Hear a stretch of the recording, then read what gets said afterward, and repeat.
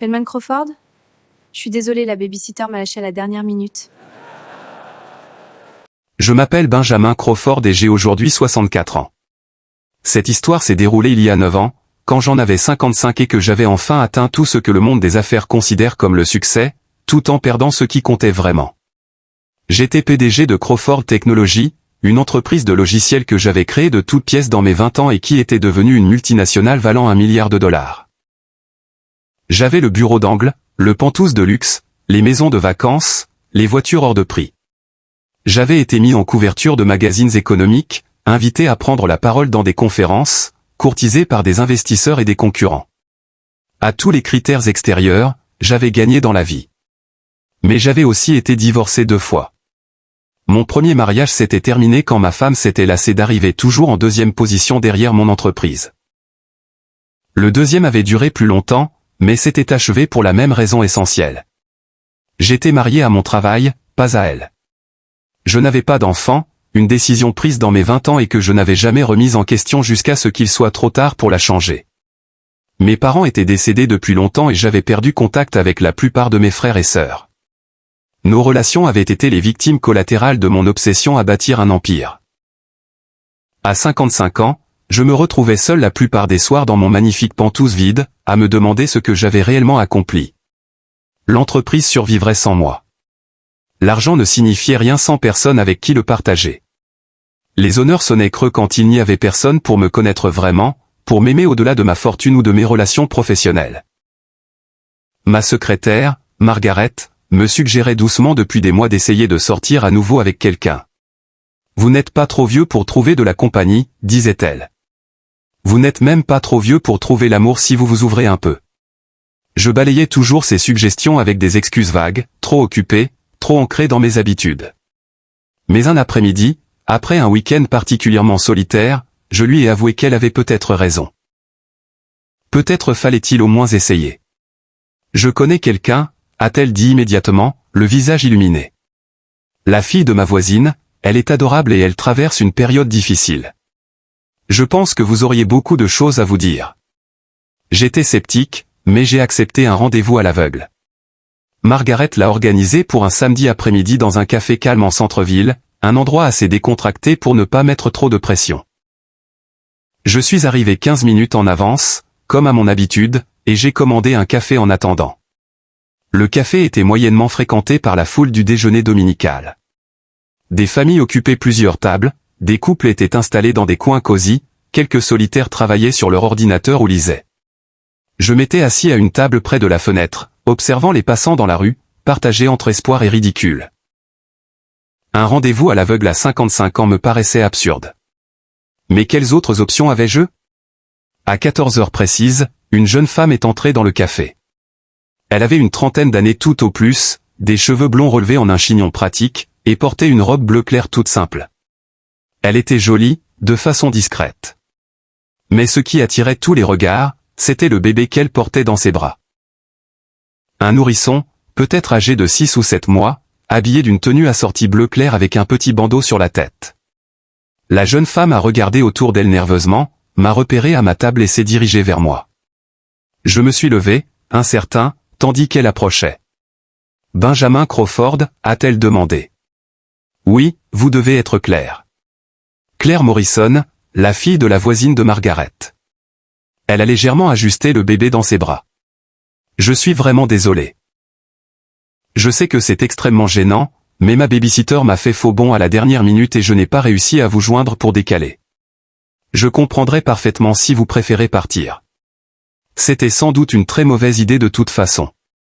J'ai remarqué que les gens aux tables voisines nous observaient, certains avec curiosité, d'autres avec un amusement à peine dissimulé.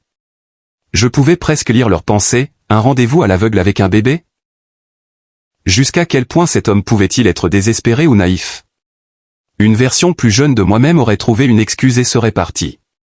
Ce Benjamin là n'aurait vu que l'inconvénient, l'entorse aux règles du dating, la gêne potentielle. Mais à 55 ans, après avoir appris à mes dépens ce qui comptait vraiment, je me suis surpris à répondre « ça va ». Asseyez-vous, je vous en prie. Vous voulez boire quelque chose? Quelque chose pour le bébé? Claire a eu l'air surprise, puis soulagée. Vraiment? Ça ne vous dérange pas? Tout le monde a des imprévus avec la garde d'enfants. Asseyez-vous. Elle s'est installée en face de moi, installant le bébé sur ses genoux. Le nourrisson regardait autour de lui avec de grands yeux curieux, tendant parfois la main vers les objets sur la table. Claire la redirigeait doucement, un geste habitué qui trahissait des mois de vigilance constante. Elle s'appelle Sophia, a-t-elle dit. Elle a 7 mois. Et avant que vous ne posiez la question, oui, je suis mère célibataire. Margaret vous l'a dit, n'est-ce pas? Elle l'a mentionné, ai-je répondu prudemment. Elle m'a dit que vous aviez traversé une période difficile. Claire a eu un petit rire sans joie. C'est une façon de le dire. Mon fiancé est parti quand j'étais enceinte de 5 mois. Il a dit qu'il n'était pas prêt à être père, que je l'avais piégé. Tous les clichés habituels. Je n'ai plus jamais eu de nouvelles. Pas de pension, pas d'implication, rien. Donc oui, c'est difficile. Elle parlait d'un ton factuel, mais je sentais la douleur sous la surface. C'était quelqu'un qui avait beaucoup souffert et qui s'était blindé avec une honnêteté brutale. Je suis désolé, ai-je dit. Ça a dû être dévastateur. Ça l'a été. Ça l'est encore. Mais Sophia vaut tout. Elle a baissé les yeux sur le bébé avec un amour si intense que c'en était presque douloureux à voir. Je ne l'échangerai contre rien, même pas pour le récupérer lui. Sophia a tendu la main et attrapé mon doigt posé sur la table. Sa poigne était étonnamment forte. Elle m'a regardé avec ses grands yeux curieux, étudiant mon visage avec une concentration qui m'a fait sourire. Elle vous aime bien, a dit Claire, l'air surprise. Elle est d'habitude méfiante avec les inconnus. Peut-être qu'elle sent que je suis inoffensif. Ai-je répondu en bougeant doucement mon doigt pour qu'elle le suive des yeux. Elle était fascinée. Nous avons commandé à déjeuner et Claire s'est excusée plusieurs fois pour la gêne de manger tout en tenant un bébé. Je l'observais jongler avec sa nourriture et Sophia avec l'aisance fatiguée de quelqu'un qui faisait cela seul depuis des mois. Elle prenait une bouchée, berçait Sophia pour la calmer, essuyait un filet de lait sur son épaule, reprenait une bouchée, tout en essayant de maintenir la conversation. Vous savez quoi? Ai-je dit. Pourquoi ne me laisseriez-vous pas la tenir pendant que vous mangez? Vous méritez de prendre un repas les 2 mains libres. Claire m'a regardé comme si je venais de proposer quelque chose d'impossible. Vous voulez la prendre? Si vous êtes d'accord. Je n'ai pas d'enfant à moi, mais j'ai tenu mes nièces et neveux quand ils étaient bébés. Je crois me souvenir des bases. Claire a hésité, visiblement partagée entre méfiance et espoir désespéré. Finalement, elle m'a confié Sophia avec précaution.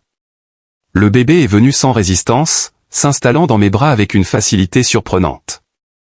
Elle m'a regardé sérieusement un instant, puis a affiché un grand sourire édenté qui m'a serré quelque chose dans la poitrine.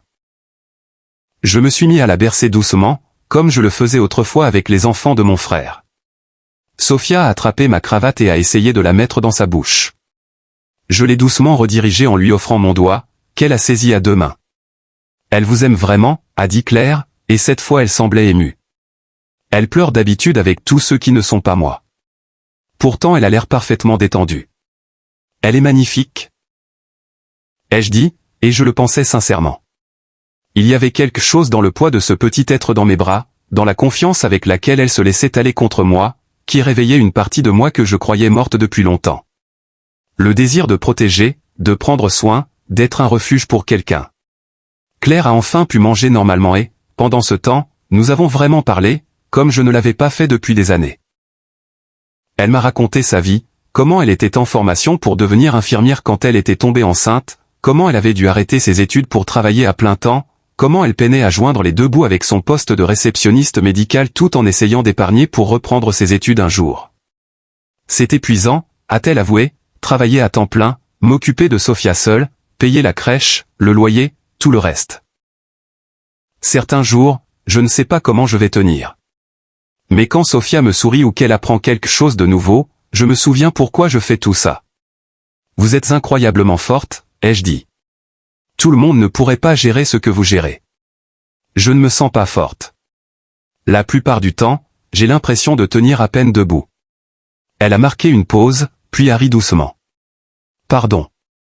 C'est probablement le pire premier rendez-vous de l'histoire. J'amène mon bébé, je me plains de ma vie et je vous fais faire du babysitting pendant que je mange. C'est en réalité le meilleur rendez-vous que j'ai eu depuis des années, ai-je répondu honnêtement. Au moins c'est vrai. Pas de faux semblants, pas de mise en scène, juste deux personnes qui ont une conversation sincère. Sophia s'était endormie dans mes bras, son petit corps chaud et lourd de confiance.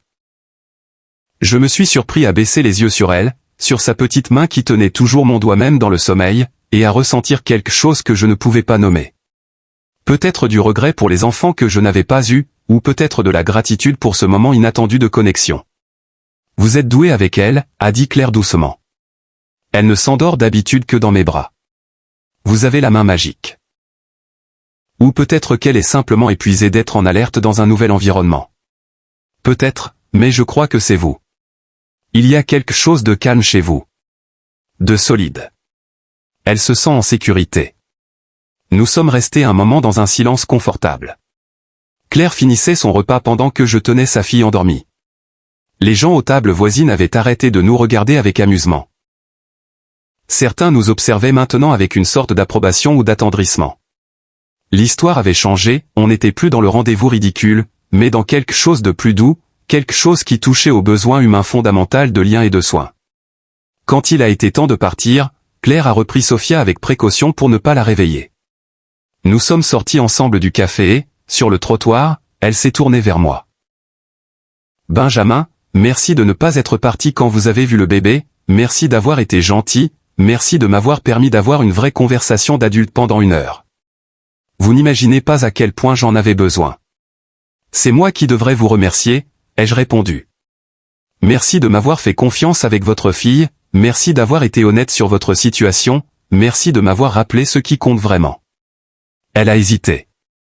Est-ce que vous voudriez recommencer un jour? La prochaine fois, j'aurai vraiment une babysitter. Je me suis surpris moi-même en répondant, j'aimerais beaucoup, mais je serais aussi heureux d'inclure Sophia. Elle fait partie de votre vie. Il n'y a aucune raison de faire semblant du contraire. Au cours des semaines suivantes, Claire et moi avons commencé à nous voir régulièrement. Pas exactement des rendez-vous au sens classique, mais quelque chose qui construisait un lien plus authentique que toutes les relations que j'avais eues auparavant. Je venais chez elle avec le dîner pour qu'elle n'ait pas à cuisiner. Je tenais Sophia pendant qu'elle prenait sa douche, faisait la lessive ou prenait simplement un moment pour respirer. Je me surprenais à attendre ces visites avec une impatience que je n'avais jamais ressentie pour quoi que ce soit lié au travail. Sophia s'illuminait quand elle me voyait, tendant ses petites mains vers moi. Claire se détendait, la tension permanente dans ses épaules s'apaisait quand elle avait de l'aide, quand elle n'était plus seule. Un soir, environ 2 mois après le début de ce qui devenait notre relation, Claire a couché Sophia et est revenue dans le salon où j'étais assis. Elle avait été plus silencieuse que d'habitude ce soir-là et je lui avais laissé de l'espace.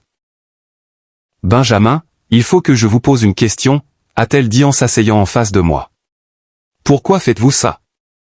Passer du temps avec moi et Sophia? Vous êtes un PDG à succès. Vous pourriez sortir avec des femmes sans situation compliquée, sans bébé, sans tous mes bagages. Pourquoi nous? J'ai réfléchi à une réponse honnête. Parce que quand j'ai tenu Sophia le premier jour, j'ai ressenti quelque chose que je n'avais pas ressenti depuis des années. Un but, un lien, le sentiment de faire quelque chose qui compte vraiment. J'ai passé 30 ans à construire une entreprise, à gagner de l'argent, à réussir, et à la fin de la plupart des journées, je rentre seul dans un appartement vide et je me demande à quoi ça a servi. J'ai marqué une pause pour trouver les bons mots. Toi et Sophia me rappelaient ce qu'est vraiment la vie. Ce n'est pas les résultats trimestriels, les cours de bourse ou les couvertures de magazines. C'est ça. Tenir un bébé pendant que sa mère mange un repas les 2 mains libres. Être là quand quelqu'un a besoin d'aide. Faire partie de quelque chose de vrai. Les yeux de Claire se sont remplis de larmes. Je ne peux pas vous offrir grand-chose. Je suis fauché. Je suis épuisé. Je suis un package deal avec un bébé. Je ne suis pas le genre de femme avec qui les hommes comme vous finissent d'habitude. Claire, je ne veux pas le genre de femme avec qui les hommes comme moi finissent d'habitude. J'y suis déjà allé, 2 fois. Ces relations étaient des transactions. Je fournissais de l'argent et du statut. Elle fournissait de la compagnie et une respectabilité sociale. Mais il n'y avait pas de vrai lien, pas de profondeur. Avec toi, j'ai l'impression d'être enfin vu pour qui je suis vraiment, pas pour ce que je peux apporter. Mais j'ai besoin de choses de votre part, a-t-elle dit. J'ai besoin d'aide. D'aide financière, d'aide concrète. Ça ne fait pas de ça une transaction aussi? Non, ai-je répondu fermement, parce que je choisis de donner ces choses librement, pas parce que j'y suis obligé ni parce que j'attends quelque chose en retour. Je le fais parce que je le veux. Parce que vous voir toi et Sophia vous épanouir m'apporte plus de joie que tout ce que j'ai fait ces dernières années. Ce soir-là a marqué un tournant. Nous avons cessé de tourner autour de ce que nous étions en train de devenir et nous l'avons reconnu. Une famille, pas selon les moyens traditionnels, mais par choix, par circonstance et par un vrai soin mutuel. J'ai aidé Claire à terminer ses études d'infirmière, en payant ses frais de scolarité et en m'occupant de Sophia pour qu'elle puisse assister aux cours. J'ai créé un fonds pour l'avenir de Sophia. Mais surtout, j'étais là. J'étais à son premier anniversaire, à ses premiers pas, à ses premiers mots dont l'un était une version déformée de « Ben », qui m'a fait fondre le cœur. Claire et moi nous sommes mariés 2 ans après ce premier rendez-vous maladroit au café. Sophia était notre demoiselle d'honneur, trottinant dans l'allée pendant que tout le monde riait et pleurait. J'ai officiellement adopté Sophia, lui donnant mon nom et rendant légal ce qui était vrai dans mon cœur depuis le premier jour. Elle était ma fille à tous les égards qui comptent. Les gens me demandent parfois si je regrette de ne pas avoir eu d'enfant biologique, de ne pas avoir fondé une famille plus jeune. Je leur réponds la vérité, non, je ne regrette rien, car il me fallait avoir 55 ans pour apprécier pleinement ce que j'ai aujourd'hui. Il me fallait essayer et échouer dans des relations basées sur une compatibilité de surface. Il me fallait construire une entreprise et connaître le succès mondain pour réaliser à quel point c'était vide sans amour à partager. Il me fallait être cet homme-là, à ce moment précis de ma vie, pour rencontrer Claire dans un café et ne pas m'enfuir quand elle est arrivée avec un bébé. Un Benjamin plus jeune n'aurait vu que la complication, l'entorse aux convenances, le risque de jugement. Mais le Benjamin que j'étais devenu a vu une opportunité de connexion, de sens, d'amour. Sophia a maintenant 9 ans et même si elle sait que je ne suis pas son père biologique, ça ne semble jamais l'avoir préoccupée. « Tu es mon papa », m'a-t-elle dit un jour quand elle avait 6 ans. « Tu es celui qui est venu. » C'est ça qui compte. Claire a terminé ses études d'infirmière et travaille maintenant en pédiatrie dans un hôpital local. Elle plaisante en disant qu'elle s'occupe d'enfants malades toute la journée et rentre chez elle auprès d'une enfant en pleine santé ou le meilleur des 2 mondes. Nous avons déménagé dans une vraie maison, pas mon pantou stérile, mais une maison familiale confortable avec un jardin où Sophia peut jouer et une pièce que Claire utilise comme atelier de peinture. Elle a recommencé à peindre quand elle a eu le temps de respirer. J'ai pris mes distances avec les opérations quotidiennes de l'entreprise, même si je reste au conseil d'administration. J'ai enfin appris à mettre la famille en priorité, à être présent pour les spectacles scolaires, les histoires du soir et les pancakes du week-end. J'ai appris que le succès ne se mesure pas en cours de bourse, mais dans le rire d'un enfant, dans le sourire de sa compagne quand on franchit la porte, dans les moments ordinaires de connexion qui finissent par former une vie extraordinaire. Parfois les gens regardent l'écart d'âge entre Claire et moi, mon évidente aisance financière comparée à ses origines modestes, le fait que Sophia ne soit pas biologiquement à moi, et je vois qu'ils essaient de faire rentrer notre histoire dans un schéma connu. Mais la vérité est plus simple que toutes leurs suppositions.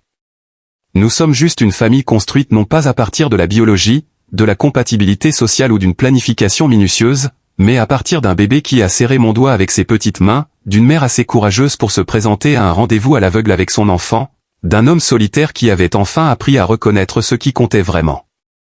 Ce jour-là au café, les gens ont ri quand Claire est entrée avec Sophia. Ils pensaient savoir comment l'histoire allait se terminer, moi trouvant une excuse pour partir, de la gêne partout, une nouvelle tentative ratée de connexion. Ils n'auraient jamais pu imaginer que tenir ce bébé changerait tout, que cela réveillerait enfin en moi quelque chose que des décennies de succès professionnel n'avaient jamais touché. Car parfois, les moments les plus importants de la vie arrivent dans les emballages les plus inattendus. Parfois ils prennent la forme d'une jeune femme portant un nourrisson de 7 mois dans un café, espérant désespérément qu'un inconnu aura la gentillesse de ne pas s'en aller. Et parfois, si on a beaucoup de chance et qu'on a enfin compris ce qui compte vraiment, on ne part pas. On s'assoit, on commande à déjeuner, on prend le bébé dans ses bras et on se laisse trouver par la famille qu'on cherchait sans le savoir depuis toujours. C'est ce qui m'est arrivé cet après-midi de samedi, il y a 9 ans. Je suis allé à un rendez-vous à l'aveugle sans rien attendre et j'ai trouvé tout. J'ai tenu un bébé dans mes bras et j'ai senti ma vie vide se remplir soudain. J'ai rencontré une mère célibataire en difficulté et j'ai découvert la compagne que je n'avais pas su trouver en des décennies de recherche. Margaret aime bien revendiquer tout le mérite. Je savais que vous seriez parfaits ensemble, dit-elle. Tu ne m'as pas dit que Claire viendrait avec un bébé, lui rappelai-je parfois. Elle balait l'objection d'un geste de la main. Si je te l'avais dit, tu n'y serais peut-être pas allé. Elle a probablement raison. Le vieux Benjamin aurait trouvé un moyen d'annuler pour éviter la complication. Mais je suis reconnaissant chaque jour de ne pas avoir eu cette information. D'être venu et d'avoir dû faire un choix sur le moment, ne voir que l'inconvénient ou voir l'opportunité. J'ai choisi l'opportunité. J'ai choisi de tenir Sophia, de donner à Claire l'espace pour manger tranquillement, de traiter la situation avec bienveillance plutôt qu'avec jugement. Et ce choix simple a tout changé. Aujourd'hui, quand je m'assois à table avec ma femme et ma fille, quand j'aide Sophia avec ses devoirs ou que j'écoute Claire raconter sa journée à l'hôpital, quand je borde ma fille le soir et que j'entends « Je t'aime, papa », je comprends enfin ce que je cherchais vraiment pendant toutes ces années solitaires à bâtir des empires. Je cherchais ça, des gens qui ont besoin de moi, pas pour ma fortune ou mon statut, mais pour ma présence, pour mon attention, pour le simple fait d'être là. Une famille qui existe non par obligation ou tradition, mais parce que nous nous sommes choisis, parce que nous avons vu au-delà des apparences ce qui comptait vraiment. Les gens me demandent parfois si ça me gêne de ne pas avoir rencontré Claire plus tôt, d'avoir manqué les 6 premiers mois de Sophia, de commencer ma famille si tard dans la vie. Je leur réponds la vérité, chaque instant ressemble à un cadeau précisément parce que je sais à quel point j'ai failli tout rater. Si j'avais été plus jeune, plus conventionnel, plus préoccupé par les apparences, j'aurais manqué ce moment. Mais j'ai eu la chance d'être exactement l'homme que j'étais devenu ce jour-là. Et ça a tout changé. Plus préoccupé par les apparences, j'aurais manqué ce moment. Mais j'ai eu la chance d'être exactement l'homme que j'étais devenu ce jour-là. Et ça a tout changé. Il y a des soirs, maintenant, où je m'assois sur la terrasse de notre maison, un verre de vin à la main, et je regarde Claire et Sophia jouer dans le jardin. Sophia court après des lucioles ou construit des châteaux de couverture avec des coussins, et Claire rit en la poursuivant, feignant de ne pas pouvoir l'attraper. Ces instants me semblent presque irréels. Je me demande parfois comment un homme qui a passé la moitié de sa vie à courir après des chiffres sur un écran a pu finir ici, dans ce calme, dans cette simplicité bruyante et joyeuse. Margaret, qui est toujours mon assistante même si son rôle est devenu plus celui d'une amie de la famille, vient dîner chez nous 1 fois par mois. Elle s'installe à table, regarde Sophia dessiner ou raconter ses aventures d'école avec une fierté de grand-mère, et me lance un petit sourire en coin. Tu vois ? Je t'avais dit que c'était une bonne idée. Je lève mon verre en silence, reconnaissant. Sans elle, sans ce coup de pouce discret, je serais probablement encore dans mon pantouse, à relire des rapports financiers pour combler le vide. Sophia, à 9 ans, commence à poser des questions plus profondes. L'autre jour, en rentrant de l'école, elle m'a demandé. « Papa, est-ce que tu regrettes de ne pas avoir été là quand j'étais toute petite, genre, quand maman était enceinte ?» J'ai pris le temps de m'asseoir avec elle sur le canapé. « Non, ma chérie. Je ne regrette pas. Parce que si j'avais été là plus tôt, je n'aurais peut-être pas été le papa que je suis aujourd'hui. J'étais trop occupé à courir après des choses qui ne comptent pas vraiment. Il m'a fallu du temps pour comprendre que le plus important, c'est d'être là quand on a besoin de moi. Et maintenant, je suis là. Tous les jours. Pour toi, pour maman. Et je ne manquerai ça pour rien au monde. » Elle a réfléchi un moment, puis elle a hoché la tête comme si c'était la réponse la plus logique du monde. « D'accord. Mais tu sais, même si tu n'étais pas là au début, tu es mon papa depuis toujours. Dans mon cœur, tu as toujours été là. » Ces mots-là, je les garde précieusement, comme un trésor que personne ne pourra jamais m'enlever. Claire et moi, nous ne sommes pas un couple parfait. Nous nous disputons parfois sur l'argent, même si je veille à ce qu'elle n'ait plus jamais à s'inquiéter des fins de mois, sur l'éducation de Sophia, sur le temps que je passe encore au téléphone avec le bureau. Mais ces disputes ne durent jamais longtemps. Parce que nous savons tous les deux ce que c'est que d'être vraiment seuls. Nous savons ce que c'est que de se réveiller le matin sans personne à qui dire bonjour. Et cette mémoire nous ramène toujours l'un vers l'autre, avec plus de douceur qu'avant. Parfois, quand Sophia dort et que la maison est calme, Claire pose sa tête sur mon épaule et murmure. « Tu crois qu'on aurait pu se rencontrer autrement ? Dans une autre vie ?» Je réponds toujours la même chose. Peut-être. Mais je préfère cette version. Celle où tu es entré dans ce café avec Sophia dans les bras, où j'ai eu peur une seconde, et où j'ai choisi de rester. C'est la seule version qui m'a donné tout ça. Et je l'embrasse sur le front, comme on embrasse quelqu'un qu'on a failli ne jamais rencontrer. Aujourd'hui, à 64 ans, je ne cours plus après rien. J'ai ralenti, volontairement. Je préfère les matins où je prépare les pancakes avec Sophia, les après-midi où je vais la chercher à l'école, les soirées où Claire rentre fatiguée de sa garde et où je lui fais couler un bain chaud pendant qu'elle me raconte ses petites patients. Ce n'est pas spectaculaire. Ce n'est pas ce que le monde appelle « réussir ». Mais pour moi, c'est la seule réussite qui vaille quelque chose. Parce qu'un jour, il y a 9 ans, un homme de 55 ans est entré dans un café pour un rendez-vous qu'il pensait inutile. Une femme est arrivée avec un bébé. Et au lieu de partir, il est resté. Il a pris l'enfant dans ses bras. Il a écouté. Il a vu. Et en faisant cela, il s'est retrouvé lui-même. Parfois, la vie ne vous donne pas ce que vous pensiez vouloir. Elle vous donne exactement ce dont vous aviez besoin. Il suffit d'être assez courageux ou assez fatigué ou pour ne pas tourner les talons quand ça arrive sous une forme inattendue. Et moi, j'ai eu cette chance. J'ai tenu un bébé. J'ai aimé une femme. J'ai construit une famille. Et chaque matin, quand j'ouvre les yeux et que j'entends leur voix dans la maison, je me dis la même chose. Merci. Merci pour ce détour imprévu. Merci pour cette vie que je n'avais pas prévue, mais que je ne changerai pour rien au monde.